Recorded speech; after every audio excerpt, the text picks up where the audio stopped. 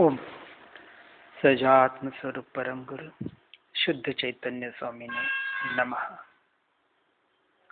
रत्नत्रय, सम्यक दर्शन, सम्यक ज्ञान और सम्यक चारित्र, जिसे हम रत्नत्रय के नाम से पुकारते हैं, और तीनों की एक रूपता का नाम मोक्ष मार्ग है। मात्र आत्मज्ञान होना, आत्मा की अनुभूति होना, आत्मा का निर्णय श्रद्धान होना, इतना सा मोक्ष के लिए कारणभूत नहीं है। यह तो पहली सीढ़ी है। यहां से तो मोक्ष मार्ग की शुरुआत होती है। ऐसे आत्मा के निर्णय के द्वारा संसार के प्रति की आसक्ति छूटकर अनासक्तमय जीवन जीते हुए वैराग्य की अभिवृद्धि होना,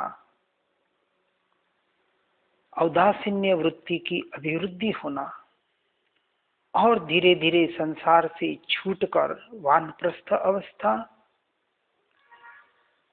जिसे हम पांचवा गुण स्थानक कहते हैं,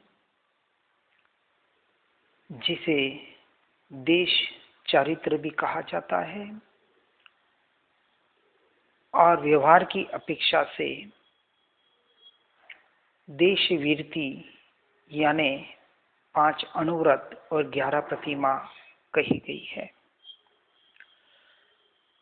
और संसार के छूटते छूटते और आत्मा के लक्ष्य से आत्मा के शुद्धि में वृद्धि होते हुए आत्मरमणता के यानी सम्यक चारित्र में आगे बढ़ते हुए जीव छठे गुण स्थानक में सर्वसंग परित्याग करके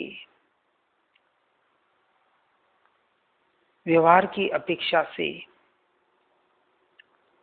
सर्ववीरति को धारण करके साधुव्रत मुनिव्रत को अंगीकार करता है, परंतु आत्मा के लक्ष्य से, जिसे सकल चारित्र कहा, कि जो जीव अंतर्मुहूर्त अपने आत्म स्वरूप में लीन होने का होता ही होता है और उसके शुद्धि की वृद्धि का प्रयत्न करते हुए केवल ज्ञान के लिए ही पुरुषार्थ करता है, यानी अनंत काल के लिए अपने आत्मरमणता का पुरुषार्थ करना, यही एकमात्र जिसका उद्देश्य रहा, उसका नाम छठा गुण स्थानक भावलिंगी मुनि कहा गया है। ऐसा जीव सारे अशुभ भावों से तो छूट ही जाता है, परंतु शुभ भावों को भी हेय मानते हुए एकमात्र शुद्ध भावों में अपने आत्मरमणता का ही प्रयोजन करता है। ऐसे भावलिंगी संत, जिन्हें न मंदिर बांधने के भाव है, न शिष्य बनाने के भाव है, और ना ही कोई उपाश्रय आदि बाहर के बनाने के भाव है। आहार निहार विहार का यथा योग्य पालन करते हुए मन वचन काया की क्रिया को भी हेय मानते हुए जब शुद्धोपयोग में लीन नहीं रह पाते हैं, तब ऐसे शुभोपयोग का जिन्हें प्रवर्तन होता है, ऐसे भावलिंगी मुनि वही वास्तविक उस रत्नत्रय के अधिकारी है, उस मोक्ष मार्ग के सच्चे अधिकारी है, जिन्हें चलते फिरते सिद्ध भी कहा गया है।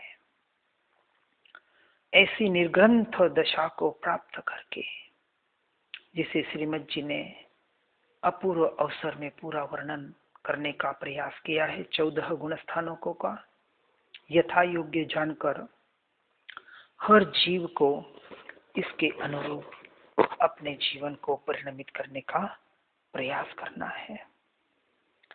इसी की कड़ी में हम यहाँ रत्नत्रय के कुछ सिद्धांत सूत्रों को समझने का प्रयास करते हैं, जिसके द्वारा हम अपने जीवन में आगे बढ़ सकते हैं।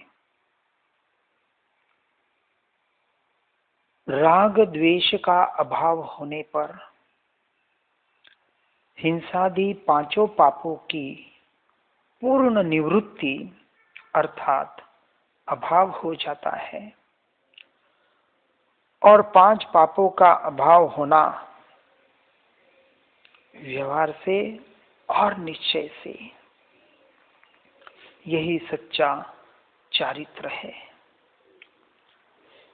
किसी जीव को करणलब्धि आदि कारण मिलने पर दर्शन मोह के उपशम क्षोपशम क्षय होने पर सम्यक दर्शन होता है।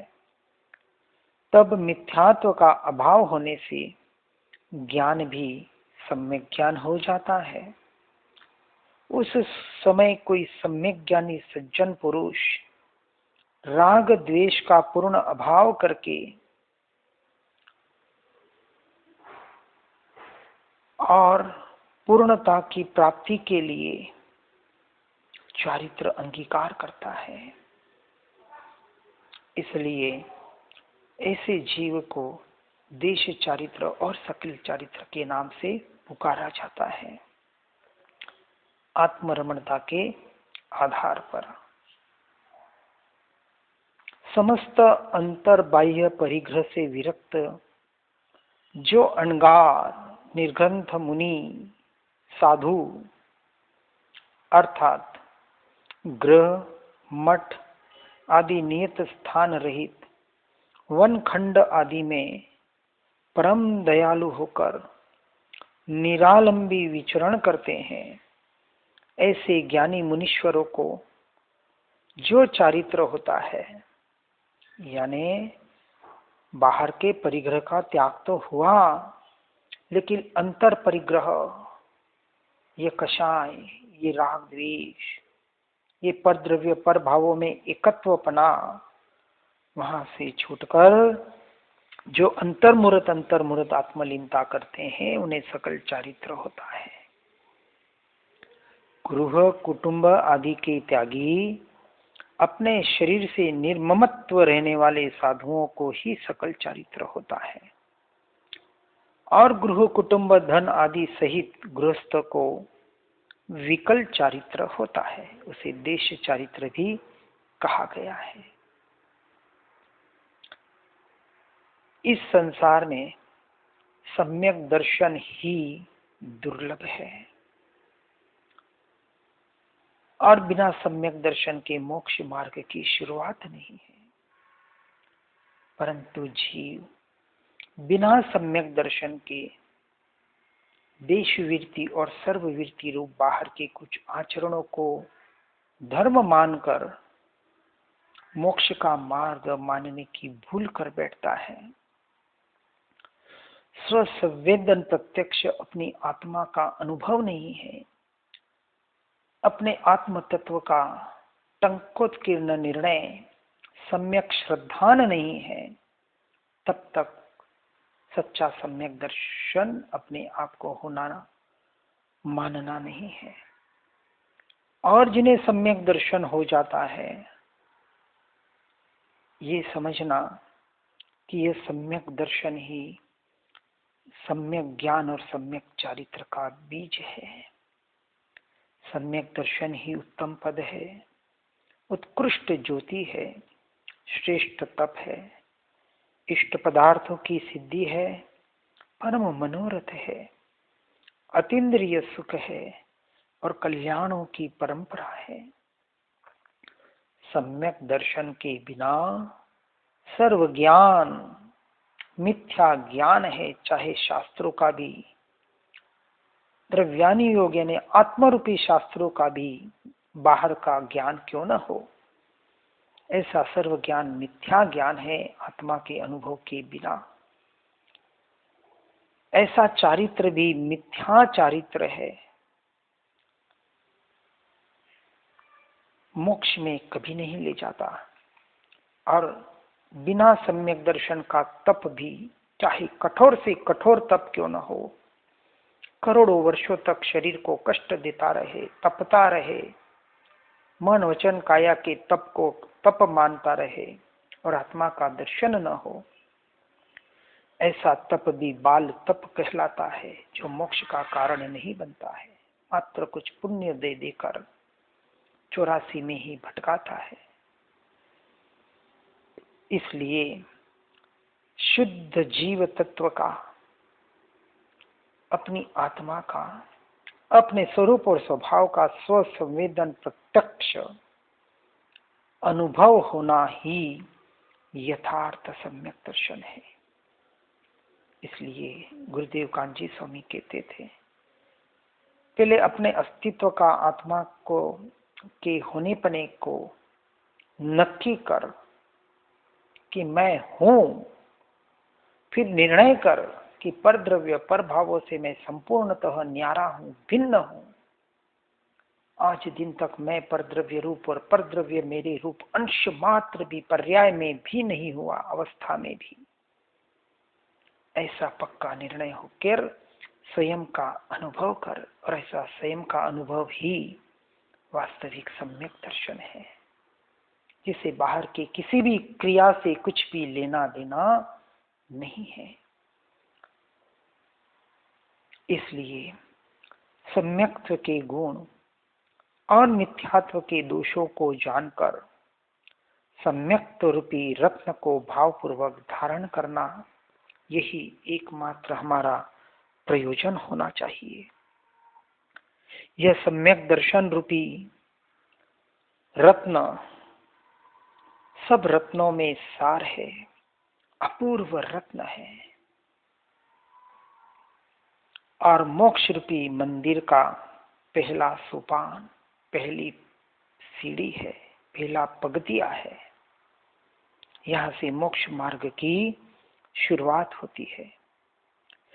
और ऐसा सम्यक्त्व सब रत्नों में महारत्न है, सब योगों में उत्तम योग है, सब रुद्धियों में महारुद्धि है। अधिक क्या कहें, सम्यक्त्व ही सब रुद्धियों को करने वाला है। स्वर्ग लोक में उत्पन्न हुए इंद्र और अहमिंद्रों के भी विषय भोगों को विष के समान दाह दुख उत्पन्न करने वाले जानकर सम्यक दृष्टि कभी स्वप्न में भी उनकी वांछा नहीं करता है। इस दुष्म काल के जो मनुष्य है, वे अल्पायु और अल्प बुद्धि लिए हुए हैं। इस काल में कषायों की अधीनता, विषयों की गृद्धता, बुद्धि की मंदता, रोगों की अधिकता और ईर्ष्या की बहुलता, दरिद्रता आदि लिए ही उत्पन्न होते हैं। ऐसे ही जीव हम पांचवें आर्य में आए हैं। अतः सम्यक दर्शन सहित का सम्यक ज्ञान प्राप्त करके कर्म को जीतने का उद्यम करना ही योग्य है। इसलिए जो जीव इस मार्ग में वास्तविक आगे बढ़ रहे हैं और संसार से छूट रहे हैं, परद्रव्य पर भावों से छूट रहे हैं, वह वास्तविक बहुत बड़े धन्यवाद के पात्र है। बाह्य शरीर, इंद्रिय आदि को ही आत्मा जानने वाला बहिरात्मा है। वह विषयों की वेदना के इलाज को ही सुख मानता है। पांच इंद्रियां और इनके विषय, ऐसे भोग विलास के दुखों को दूर करके उस भोग विलास को कैसे प्राप्त करूं, ऐसे इलाज को ही सुख मानता है। और ऐसा मानना ही तो मोह कर्म जनित भ्रम है, भ्रांति है। इसी का नाम दर्शन मोह कहें, मिथ्यात्व कहें, अज्ञान दशा कहें, यही है। सुख तो ऐसा है जहां दुख उत्पन्न ही न हो। जिस सुख के बाद दुख है वो सुख क्षणभंगुर है, किसी काम का नहीं है, दुख को ही देने वाला है। ऐसे सुख का क्या लाभ, और ऐसे सुख का लक्षण भी निराकुलता ही है। इसलिए जो विषयों के अधीन सुख मानता है, वह सबसे बड़ा मिथ्या श्रद्धानी है, मिथ्यात्वी है, अज्ञानी है। इसलिए विषयों के अधीन सुखों को सुख मानना छोड़कर मैं सुख स्वभावी अनंत गुणों का स्वामी त्रिकाली ध्रुव चैतन्य स्वभावी भगवान आत्मा वही मैं हूं, इस तरह का सम्यक श्रद्धान करने का निरंतर प्रयास और पुरुषार्थ करना, यही वास्तविक सारे दुखों से छूटने की चाबी है। हर जीव इस बात को सुनकर समझकर यथार्थ रूप से परिणमन करके अपने जीवन को मोक्ष मार्ग में आगे बढ़ाने का प्रयास और पुरुषार्थ करे। इसी भावना के साथ ओम नमः।